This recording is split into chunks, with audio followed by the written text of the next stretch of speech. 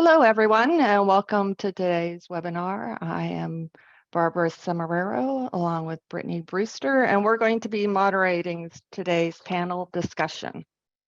So, each company is responsible for creating and maintaining a safe environment for its employees. Not only does this apply to factories with machinery present, but also to the hospitality properties that are required to offer a relaxed, discreet, unobtrusive, and unencumbered experience for guests and members. Now, employers can provide safe and secure working environment by using thorough security systems using access control systems, closed caption TVs, key cards, emergency notification devices, along with training of the employees about security procedures and constant improvement of a safety management system program. Now, a safety management system is a program for providing safety and reducing risks to employees at work. It is implemented by an organization to identify, assess, and control hazards to employees and the public in all operations. Our webinar today, Safety Systems and Devices, will focus on security measures designed for the hospitality industry to keep the people safe and the property protected. We have 4 panel members today. Sandy Murray Hanson, she's Vice President of Sales Hospitality at Roar. Roar's mission is to empower people through technology to help create safer organization. Roar is a women-owned and lead B corporation. David Branca is the Northeast Regional Sales Manager, Pinpoint, a division of RF Technologies. RF Technologies provides solutions that keep people safe and secure. Pinpoint in particular is a veteran-owned company known for its innovative solutions in the hospitality industry. Fiona Maloney is the founder of Halo SOS. Halo SOS is a smart wearable that allows communication between teams for emergency alerts and crisis communication. Lucy Duell is CEO of SigFlow, and she focuses on Internet of Things, which are connected to the hotel and hospitality industry, such as sensors detecting water leaks, mechanical equipment, indoor air quality, and panic buttons and automatic door lockdown. So each panelist has 10 minutes to talk on what they believe their product's most unique benefit is within the safety management system and the importance of these types of products as we continue to adapt to the industry and the world in general. And at this time, I welcome Sandy to begin today's discussion. Sandy? Barbara, I'll go ahead and share my screen and move everyone out of the way for a moment.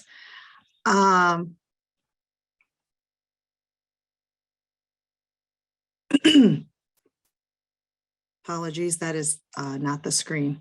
That was your screen, I believe, Barbara. Do I have? Yeah, for the webinar. Okay, thank you. It's okay, yeah. Great. There we go. Well, it's nice to be here, and thanks for asking me to speak on the safety systems and devices and letting hoteliers understand the importance of the danger inside hotels and unfortunately in our industry. I did have a great introduction there, thank you, but I did want to let people know that I am the Vice President of Sales for Roar Panic Buttons. I bring many years of experience into our industry. I work with Roar, who is woman-owned and led by Yasmin Mustafa. Honored to work for and with her. We have a patent on our Bluetooth technology that sets us apart in this world. I'm also on the HFTP board, the safety committee for ALA, and a woman leading technology, feature technology person for next month. So pretty exciting to have all of these committees around what we all believe and push for. I will talk a little bit about ROAR, but really just wanted to bring to the forefront to hoteliers the safety that's needed in our industry. You know, I hear hoteliers at times say that doesn't happen at my hotel, and unfortunately, I'm here to tell you it does.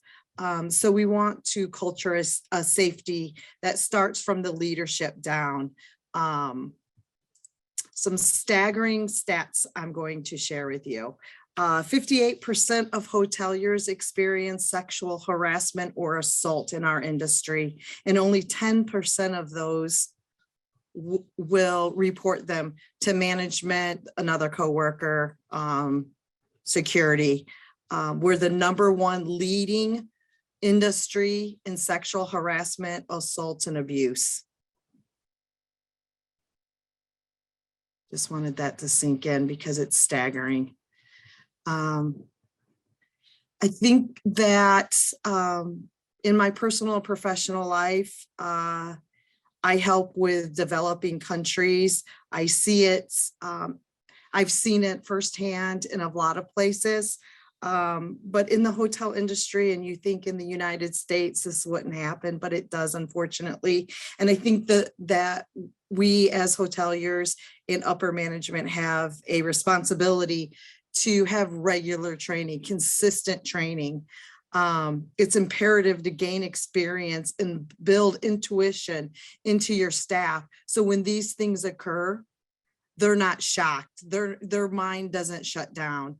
They're ready to go. Whether that's our ROAR panic button or safety monthly on human trafficking, your fire safety, how to get out, CPR. There's many avenues of safety here. I personally can help you with the panic button, but did want to note all of these because I think it's just so important and so needs to be educational throughout our industry. Here at ROAR, our founder and CEO has done a lot of research and has poured her life into keeping women safe. Because of her background and where she's came from, has had a lot of experience and talks. So just going to go over some tips and tricks for our guests that are on here that could just start your journey of safety. And one of it is whether you're using surveillance systems or redirecting paths, all traffic should go through one area that you can see them. There's non-spaces should be monitored, eliminated blocking in groups and bars, coming off a landing, by a housekeeper's closet. All of these are high target assaults. Being diligent about the lobby, clearing those key cards. I've had stories where the key card's been dropped. Someone knows it. They've now went in that room. They've followed someone. You know, we want to keep everyone safe. So everyone has to do their job and be diligent about that. With safety, you know, it's just like a rippling effect. The problems cost. Violence and tension, you know, leads to stress that's physical and verbal, which is, you know, burnout, PTSD. This affects professional quality of life along with the staff's job performance. When the hotel has been, there's been an assault in there, you know, unpopular and unwanted publicity is never good, but that is the highest rate of job loss right now in our industry.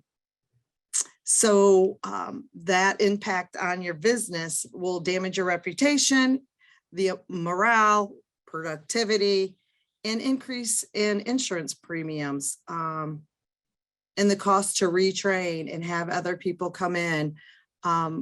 Some of you may or may not know, when you have a panic button surveillance system, whatever your safety plan is and set in place, and you have these meetings and you empower these women to know where to go, what to do in these cases, your insurance actually does go down. Workers' comp will go down, and there's a discount there. Some people may know that or may not know that. So fun fact. Roar personally, we protect in a way that others cannot, such as, I mean, we're known for being the leaders in the hospitality industry with safety, and that's due to our patent Bluetooth mesh system. We will be everywhere, even in dead zones, which are typically closets. I wanted to share a story for those on the call that may be thinking this doesn't happen in my hotel. And I can share the deck later, but there was a man that came in. They thought they had the safety all rock solid. He got on the elevator with someone else's key card. Well, the man had his own key card. He got on the elevator with him. He exited on the floor and waited in the linen closet for the housekeeper, where he beat and choked her. But because of the hotel's safety procedures and the training that she received, she was able to get help quickly, and it didn't turn into worse scenario than that. So kudos to that hotel. All of these are investments, and I understand and hear daily hotels are running skeleton, and we don't have time for this and we don't have time for that. We don't want to monitor. We don't have time to do a new solution. But a little bit of time to save a woman from being attacked, assaulted, beaten, or raped, can you really put a value on that? But what I can say to put a value on is your ROI in return, your workers' comp, the reliability. Just like us in our positions of sales, we know who's selling what and what's going on in different companies. So do hotels. So those housekeepers are talking, and they want to be in the hotel that's going to protect them. So I encourage you to do this monthly training. Reach out to folks like ourselves who sell the safety.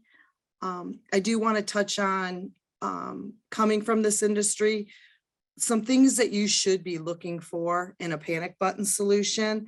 That's what I'm the expert in. There are other solutions out there, such as surveillance cameras, other needs, fire safety. But from this realm of the world, I definitely would go with a company that is compliant and knows the unions, knows the compliance, knows the states that they're in, can speak on that like the back of their hands. And the reliability, you know, it needs to always be on. It needs to hit those dead zones. Definitely out by taking out the trash, to the linen closets, some of those spaces, the stairwells that may be a challenge for some companies. You can't have those dead zones because those are where people are going to be attacked. And then easy to install and maintain as well. Have a company that has a dashboard, maybe that has an app that you can track real time. Us at Roar, we would know if someone was being attacked in room 101 and ran to the stairwell or ran to room 109. These are real life situations that, you know, there's no time and there's no excuse if something fails. One of the things about Roar that I'm so proud of and proud to work for is we don't have a dead zone and we are always on. We take this very seriously. We know it's happening out there. And our entire team, from installs to our support to our sales, knows that this isn't a Wi-Fi just being fibered into a hotel. This is serious. I would, when looking for a panic button, would not go with a company that has to disrupt your infrastructure. There's, no need for that. There's plenty of great options out there without that, without the reliability, and to keep that ROI up. So Sandy? Yep. I guess I had a few follow-up questions, but I Sure. didn't know if you were at the end of your. Yep, I can take questions now. Thank you, Barbara. Okay. Yes. So we'll kind of use this as our transition time between each speaker. So because our next speaker will be David, but so with ROAR, you feel like it's a fluid communication is one of the important aspects of your systems through notification and training. Is there any other? Yeah, absolutely. Yeah, I mean, can. yes, there are others, but Yeah, absolutely. I can expand on that. I think that in a situation like that, the reason we're so fluent and we want to make sure that we're very quick, as soon as that button is pushed, notification goes off either to the council or to an app that we have. Time is of the essence. So right. Okay. All right. Well, thank you so much, Sandy. The other questions that come in through either the chat or the Q&A tab, we're waiting until the end to do that. So next up will be David. Thank you. Yes, thank you. Branko with Pinpoint and RF Technology Company. Well, thank you very much. I appreciate that. And I appreciate the opportunity to speak with many of you. Give me 1 second here while I share my screen.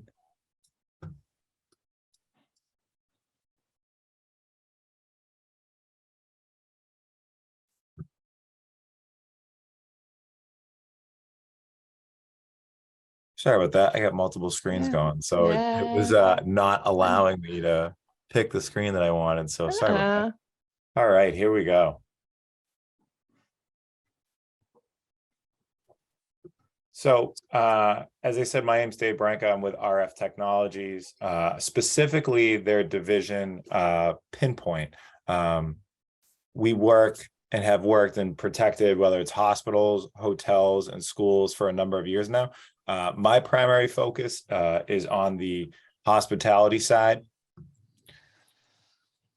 To the point made earlier, the biggest thing that I see in a lot of hotels and understanding what you should be doing, how you should be working with a provider that is either going to help you guys be in line with union regulations, or whether it seems like a lot of brands now are putting out their own regulations, or by state, there's different regulations for their county, state, township, whatever it is have your priorities or whatever your plan in place. So a lot of times when I get in front of groups and I present, a lot of times they want us to come up with a solution for them. And a lot of times I will always go back to, well, what's your current plan? What is your current procedure? Be that in line with your union regulations or be in line with your township regulations. To the point that was made earlier, housekeeping and hotel staff is one of the most dangerous jobs. We see a lot of people having to deal with. What you guys see in front of you right now is on our website. You can go to gethelpalert.com. This is under our hospitality side. 58% of hotel workers have been, whether it's sexually harassed by a guest. One of the more popular ones I kind of come across, I find, is people that work your front desk. They're that first line of defense. And they constantly the ones kind of dealing with the general public, and they can bump into somebody that's just having a bad day, had a bad night. And a lot of times those people are going to be the ones that need assistance. I find myself a lot of times when I'm meeting with, whether it's our customers or our customers now opening up a new property, I find myself talking to HR, head of security, GM, and they most importantly want to know when somebody needs help, how we can find them in very precise accuracy. We've been lucky here at Pinpoint that our system is very much has been designed around some of the most stringent guidelines, and that's in New York City. The New York City unions and a lot of the Northeast unions are very tight in the sense that it made us listen to our customers and be very customer centric, knowing exactly which room they're in. So when you're doing a union certification test, and they push that button, you got to go with, your hotel management and HR has to go with a union rep and go up, and they need to know that specific room. Having that confidence in the system, when I've spoken to our customers, really helped with the cultural development of their policy, of their procedures, worry less about their union certification testing, but also make all the staff kind of confident in doing their day-to-day jobs, that when they need help and they push that button, it's going to show up. It sounds kind of silly, but when I talk to people about getting assistance and how does the system work and what should I look for, I generally tell folks that, we put the power of see something, say something in the palms of all of your employees' hands, regardless of how it might just be a barkeep in the restaurant and they have a staff person that's getting a little loud, getting a little aggressive, and they're not really doing anything wrong, but they're a little concerned. Maybe they're a young college student and they're working, and anyone else they work with is now in the back room doing dishes. They can push that button so somebody else knows that, hey, by the way, like I need someone else out here kind of paying attention. And that's one of the things that I think a lot of people, when they talk about panic buttons, I think a lot of us kind of lean towards worst case scenario. And I think from to the point that was made earlier, hotels are always trying to get an ROI on what they're doing. And a lot of these systems can be expensive and it's an additional cost. And they have a tough time wanting to constantly incur all these costs. And you feel like you're getting bogged down and you're trying to stay ahead. But looking at all the little things that constantly happen all the time, from whether it's staff or guest harassment to, hey, maybe we have a guest that's having some sort of medical issue, and now that staff member can immediately be there, let them know, hey, we have a problem, I need some help, we got to get some people out here right away. One of the ways Pinpoint has really, again, been very customer centric. What can we do to help our customers? What can we do to be there for them where they're most in need? So to Sandy's point, there's a lot of places in hospitality, excuse me, where you might have a dead zone, you might have a problem, whether it's a stairwell, whether it is a linen closet, places like that. Specifically, when we do testing for our system, we specifically make it so that you can actually see the person on the dashboard when they're moving, and utilizing the linen closet as a safe place for staff to, whether it's hide, they walk in on an event in a room, we'll be able to physically see where they are. On the flip side of this, our customers have been the best source of information and how we can be the biggest resource to them. We recently came up with what we call LoRa technology, uses a low frequency, high radius to cover places like stairwells, places like parking garages. A lot of people might have a golf course on property, a pool area, a beach area. Maybe you just have a hiking path and you want people to have that sense of confidence while they're out hiking, knowing what's going on. Maybe you have a type of property, you might have some critters, you might have some big cats, you might have some bears, maybe you have alligators, stuff like that. And you want to keep your guests feeling safe, secure, and knowing that if they need help, they can reach out. The biggest things when I talk to people is I ask about, what do you guys currently do on your property when somebody needs help? And again, this is not something that I see across the country, that a lot of times it's just HR that's kind of saying, hey, we need to do this to get in line. Whereas other parts of the country that have had union mandates for a long time, or they have had state and county mandates for a long time, it seems like across the board, a lot of people are pretty familiar with it. But as we're starting to see that, go across the country, I was recently at a conference in California, and I know different counties are now starting to mandate this. And there's a lot of questions around panic buttons. And in the education world, they have what's called Alyssa's Law. So Pennsylvania, New Jersey, Florida, all the schools now have to have panic buttons. And in the other 47 states, you're seeing pending legislation accordingly. My advice when you're looking at different panic button providers, I think that it's most important to, is the product going to work when I need it to work? And is my staff, based around our protocols, going to swiftly be able to respond, know where the person is, exactly where they are, because time is incredibly important. At Pinpoint, we do a 2-button system. One button is a standard, it is again based around your protocol. So you might have a standard panic option, and you might have another panic option that is, hey, we unequivocally need outside of property help, whether it's police, fire, emergency, or hey, I just need whoever our on-site safety resources officer are to respond. As you can see here, we have a screenshot of what our dashboard looks like, as well as when an alert goes off. So to Sandy's point earlier, it's really important when you guys are looking at different providers, you want to have somebody that's going to have a dashboard to take a look at what your alerts are, what's going on in your system.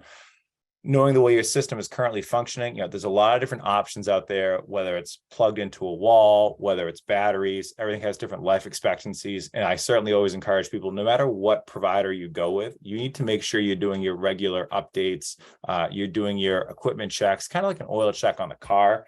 My apologies. I rescued a golden retriever recently, and he's very needy of attention. So sometimes you might hear him bark. So my apologies for that. He just walked in the room.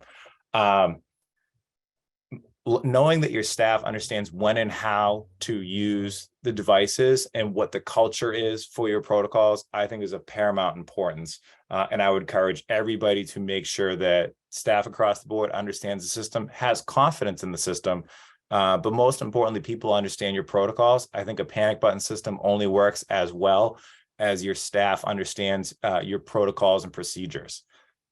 Barbara, how am I doing on time? Yeah, you're coming up to the end of it. Okay, yeah, I meant to set a timer myself so I didn't run over too much. So I guess I'll wrap it up real quick.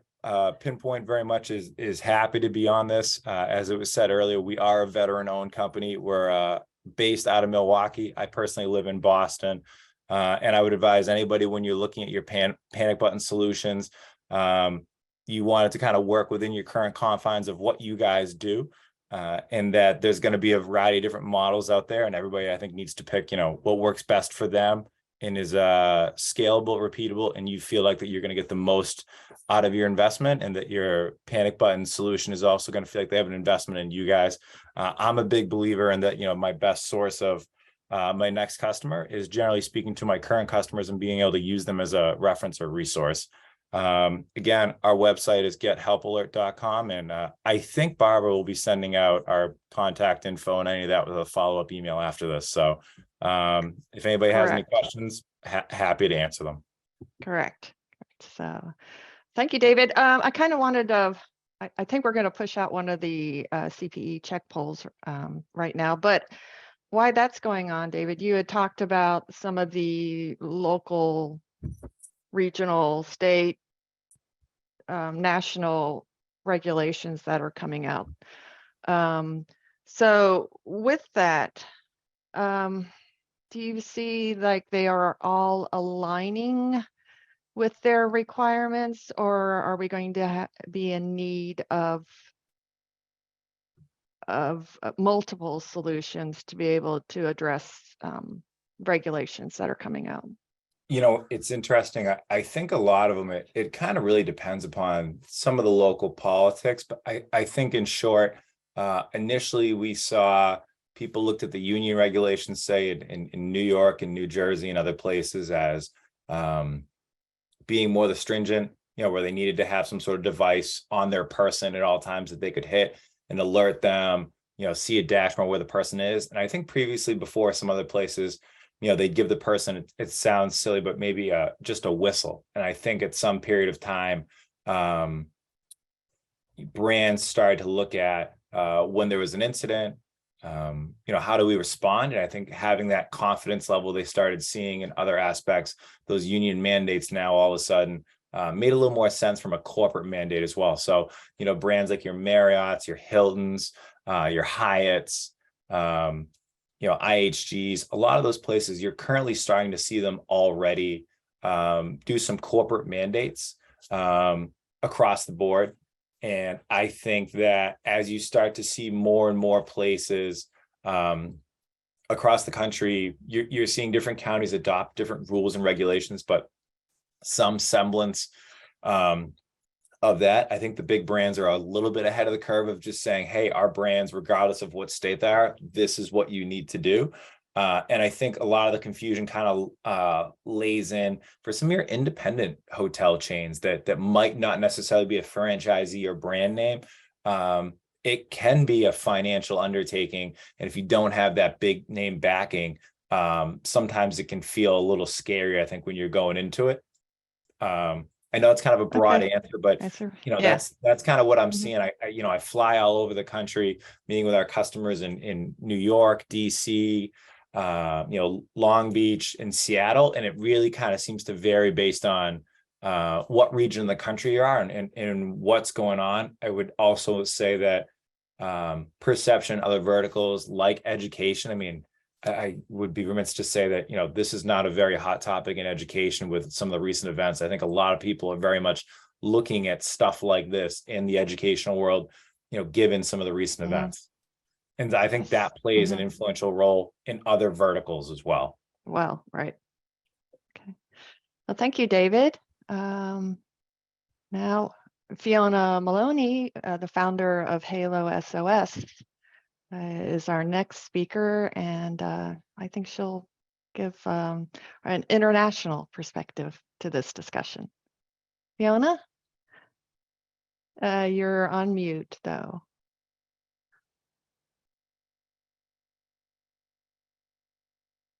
Hi, Barbara. Hi. You can hear me now. Lovely to be here, and thank you for inviting me to talk about staff safety and how it's evolved. And what I like to think about is that we are literally only limited by our imagination, and so how can we become innovative and express the needs of our particular buildings and the people that work and stay in those buildings and make them truly unique and safe places to be. We know the world is an ever-changing place and the potential for danger is always there. And I know we've all experienced situations that if you think about it, had we have been prepared, that the outcomes might have been considerably altered.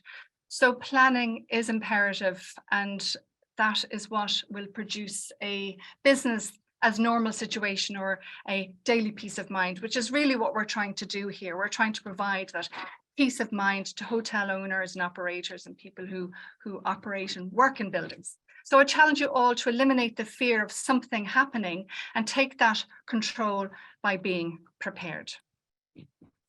Now let me go to my next slide. So this is what I call the hierarchy of incidents. So when a solution is being designed, it should consider what the worst possible scenarios are. And we've just heard there David talk about those incidents that happen in schools, active shooters, but they can be really severe incidents, terrorism, so on and so on. So can the solution that you're looking at, can it handle that level of stress? Now, however, I would also say that those incidents, although they're occurring more often now and more frequently, and when they do occur, the results are catastrophic. They're only a small proportion of what can happen from day to day in the normal running of a hotel.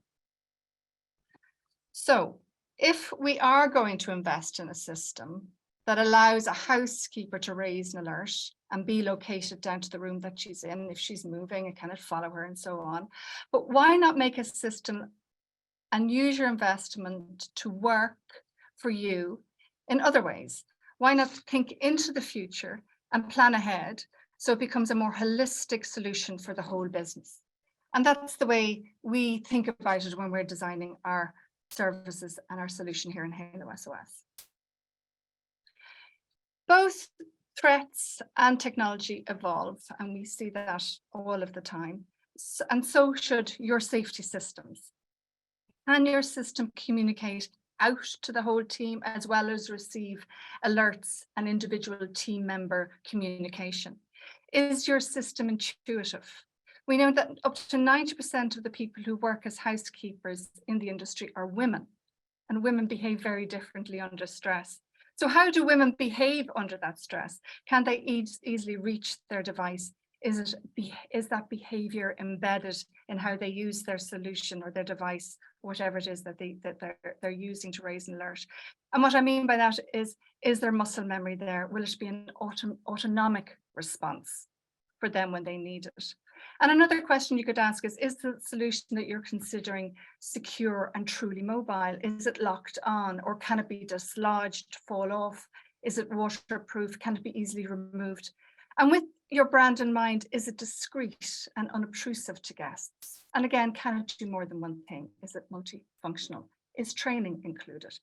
Is it easy to install? Things like that. I would also think about, from a practical level, the battery life of the devices, the hardware, the power source, are wires required? Can it be unplugged by a guest who might want to plug in their own device, for example, in a hotel room? So they're more practical questions that you could be asking the provider, or if you're going out to the market and you're choosing a provider, they're more simple practical questions and potentially quite obvious, but maybe not necessarily so. And then, how accurately can it locate your teams indoors and outdoors? So hotels and leisure environments have different requirements. A team member might leave, go into the car park, go up to the rooftop. Can you find them when they need your help in those places? Because hotels are complex environments for people who are always on the move. So having multiple redundant abilities to be able to connect with them, whether it be over Wi-Fi or SIM or some other way, that's also an important question to ask. Has the system been stress tested by the union? Has it passed? Does it comply with brand standards? All very obvious questions, but it would be good to have those in a list when you're going through your solutions providers. So now I'm going to talk about two different and separate instances that demonstrate the effectiveness of a solution that works. A recent situation that happened for one of our housekeepers. Maria was a new member of a team, and she was trained earlier that week. She was going about her work when she was pushed into a room and the door was closed behind her. And as she was being assaulted, she pressed the button on her smart wearable. It vibrated and the screen changed color. The attacker noticed and fled and left her. So she was, the continuation of the attack was assaulted right there and then. But her location was immediately notified to her team, the managers that were on duty, and they came to her aid. And that particular attacker was arrested, and there's a case ongoing at the moment. She was well trained, she was prepared, and she didn't hesitate to take action. And that's where we talk about the intuition. Is it easy to raise an alert? And that ripple of effect on this one alert, when we think about how it impacted her team, her family, her children, her parents, her extended team, it's unquantifiable, the impact that stopping that assault happened. And the GM recounted to us at that moment, when she was saved, that the solution had already paid for itself. Another story I want to talk about here is a situation that happened in DuPont Circle. So Sophie was the general manager of a hotel in Washington, DC, and she was looking at the front lobby doors when a festival on the Circle took a turn for the worse, and there was an active shooter. As she looked out into the crowd, their behavior changed, and they began to surge and move towards the front doors of her building. And she had a split second to make a decision whether to close the doors and keep her staff and guests safe inside from this potential threat, or to open the doors and give sanctuary to the people who are running towards her, which is what she did. At that point, she lost control of everything. She had hundreds, if not thousands, of people in the lobby. Her staff had left the building. They had run and they had hid.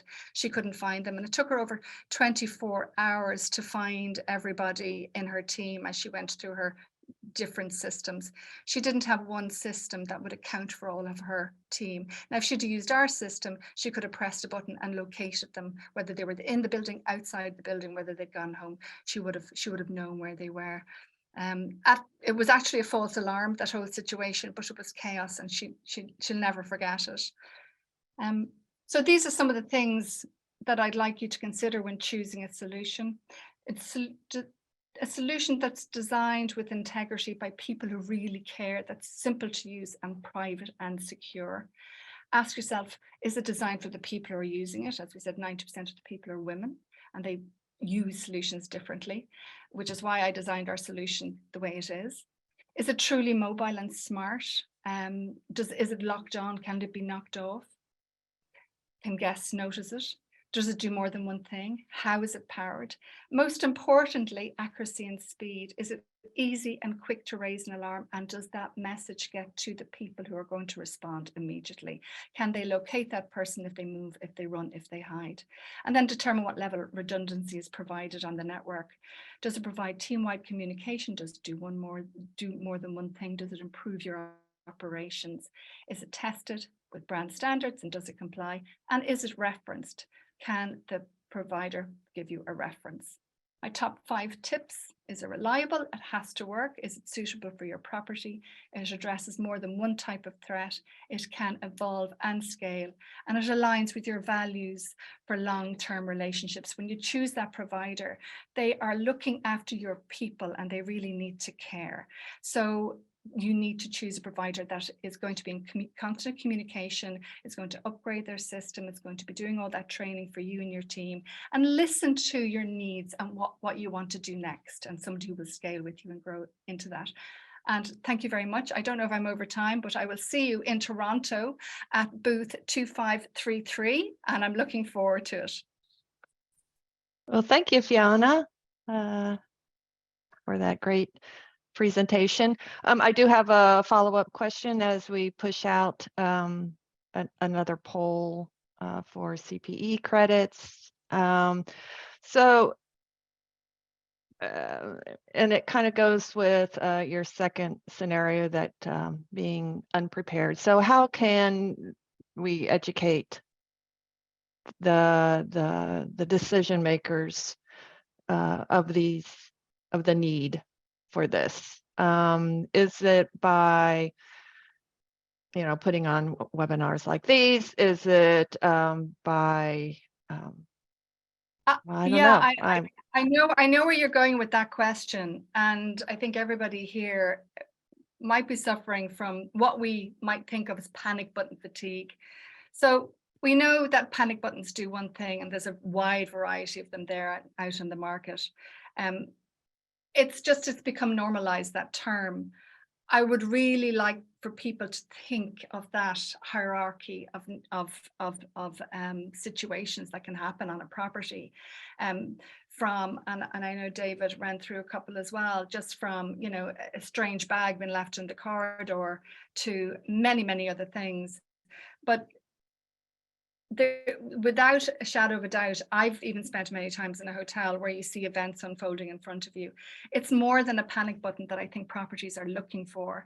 I think they're looking for something that they can not only afford, but also grow with, and that can give them that return on their investment, that it's an asset that they can sweat and grow into. So it's a solution that isn't just a piece of hardware, but it's got intelligence built into it. And again, that you have that mechanism of communicating with your whole team, that it's not just one way in, it's not one alert at a time.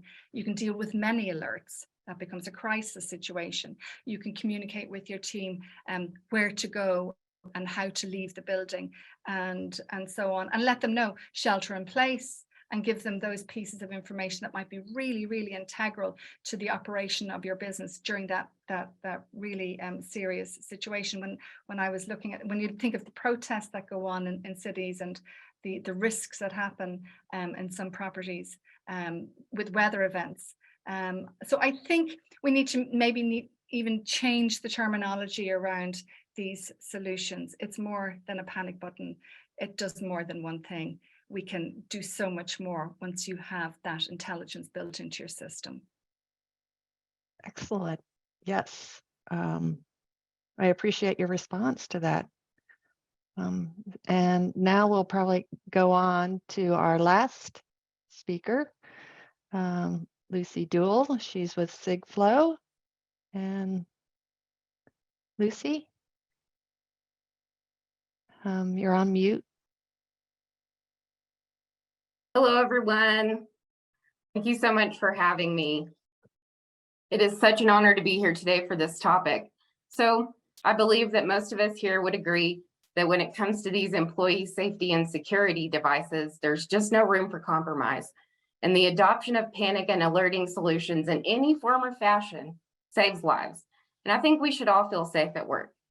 So the panic button technology and the apps that go with them allow our security teams to respond to emergencies even faster now by providing means for them to locate incidents. And many track the emergency's location with pinpoint level accuracy, like these guys spoke with before. And some of them, like ours, will track the distress outdoors with GPS. So then when the event has been resolved, a moment-by-moment incident report is automatically populated so field and dispatch leaders can have an account of the event from start to finish. And this information can also provide evidence that will stand up in court. And so, like the others said, we've already witnessed governmental policies that are addressing workplace violence, especially in states like New Jersey, Washington State, and Illinois. But it won't be long till we see all these states moving toward mandating the devices. But even though some of the states are ahead of the curve, we're just now seeing more push by state legislatures across the country to start moving toward with these proposed bills that are aimed at mandating employee safety devices. But I think the question is now, what happens next? So what else can we do? Because there's no hotel, school, or hospital in the world that can be completely safe and secure with just panic buttons alone. And everybody has just said this. So this is where a cloud-based platform that supports a multitude of different kinds of safety and security solutions is especially important. So how are you going to feasibly use the data provided by all of these sensors collectively if there isn't a central place to view it all? Will each one of these sensors have their own? Pardon me for just a second. Okay, so the answer is yes to that. They will definitely have their own app, because historically what you end up doing is getting a sensor from one manufacturer and then getting a gateway from another manufacturer. And then each of these products has their own way of programming and turning it on and making it work, which is unique to each other. And if you have to learn how to do that through R&D or having an embedded engineer that can write the codes for it and do all this crazy stuff. But in a perfect world, what we need is one platform to rule them all, right? And so what I mean by rule is to implement a platform that supports thousands of sensors made by hundreds of manufacturers. We need a safety and security solution that reports all incidents, fire and smoke, violence, entry through doors and windows, chemical spills, and other environmental hazards that can all be viewed through a single pane of glass. And the platform should also be able to talk to existing hospitality management systems like OnQ, Agilysys, and some other systems like Cloudbeds and Think reservations. And it should also have an open API and webhooks so it can communicate with other cloud platforms such as Microsoft Azure and Amazon Web Services. So with all of these sensors talking together, there needs to be a network to support them and a reliable network, right? So this is where LoRaWAN comes in, and David talked about this a little bit. It stands for Long Range Wide Area Networks, and it is ideal for these small, low power sensors. And LoRa's long range capabilities allows signals to reach places like stairwells, basements, and parking structures where oftentimes Bluetooth, infrared, LTE, Wi-Fi, and even GPS may not reach. So let's look at it from a GM's point of view. If I'm addressing technology to support employee safety, I'll consider 4 important factors: simplicity, reliability, functionality, and affordability. So since my decision is going to affect all hotel operations, I need to make sure it's usable for my team and scalable for me so that I can keep an eye on everything, even when I'm not there. And I want to be able to do it all from my phone. So if the if the ice machine on the second floor starts leaking again, the maintenance team and I will get text alerts letting us know in real time when the first drop hits the floor so we can address it so no one slips and sues us. And we've also got temperature sensors monitoring all of our refrigeration units, and we'll be alerted if temps get too high. And this is helping us prevent foodborne illnesses that can make people sick. And I also get reports every morning with all of my sensor readings, and that makes compliance super easy. We also have construction on the east side of our building, so we have motion detection sensors that will alert us if someone tries to enter a hazardous area. We can also monitor water temperatures in the pipes of our hotels, which will help us prevent dangerous Legionella from forming, and it can get into your lungs while you're taking a shower. And our fire and smoke detectors in each room are now tied to our system, so we can get real-time alerts by room number if someone happens to be smoking or vaping, potentially putting someone around them in danger. And lastly, we've got waterproof asset trackers on our golf carts, just in case someone drives one in the pool. Again, well, we'll get an immediate text message alert so we can go fish out our tipsy guest and our golf cart out of the water. And if I get that promotion and I have several properties assigned to me, I'll be even more confident because I have visualization into every hotel that I'm responsible for, even if I rarely visit them. And I can see every sensor and its data in real time. And I can also create reports that reflect statistics for each hotel or as a collective group. I can select what type of sensor readings that I'd like to see at a certain hotel or energy uses for all the properties together, for instance. And I love that I can pull up the floor plans for each hotel, and I'm able to see all devices and their locations within each property. And I can also see how staff reacted to any anomalies with corrective action and incident reports. So there really is a way to have eyes in the back of your head. And then all of your data can be analyzed for the company as a whole, and that gives me the ability to easily forecast budgets and know where we can cut spending. So to sum it up, the Internet of Things is driving digital transformation, whether we like it or not. And like all the solutions we've seen here today, your safety and security choices should empower your employees and make them feel safe and provide effective ways to respond to incidents faster. So before I close out, I want to touch on future technologies for just a second. So does anybody know the one thing that almost all of our panic buttons have in common? Well, it's the ability to create tons of data. And why is that important? Well, today, when it comes to safety incidents, many companies are using big data to identify all contributing factors to workplace injuries. Like, did the employee slip and fall because there was water on the floor? Or did they trip because of clutter in the hallway? Or was it something else? While using this information is helpful, it doesn't represent the power of IoT big data that comes from its predictive capabilities. In general, predictive analytics use a variety of statistical techniques, such as predictive modeling and data mining, and it analyzes current and historical facts. And this information is even modeled into a prediction about future events. So clearly, the more data that is gathered by artificial intelligence engines through multiple observations, the more accurate predictive learning algorithms will be. With these types of analysis tools, you can potentially predict when the next incident might happen, who it will happen to, and where it's likely to happen. If you have any questions about this, you can reach out to us at www.sigflow.com, or you can email me at sensors@sigflow.com. That is all I have. Well, thank you, Lucy. Let's go ahead and push out our last poll for CPE credits as we are getting up to the hour here. And I think we've had a few questions come in that I think we, I keep doing I think what we'll do is I'll go ahead and read the ending of it, stop the recording, and then ask the speakers to stay on to answer the questions because they are coming from our club industry and they would like to know more about safety devices for the club industry. So with that, I'm going to go ahead and say thank you, Fiona, Lucy, David, and Sandy for today's discussion. Really appreciate you guys taking your time to talk to us today about safety systems and devices.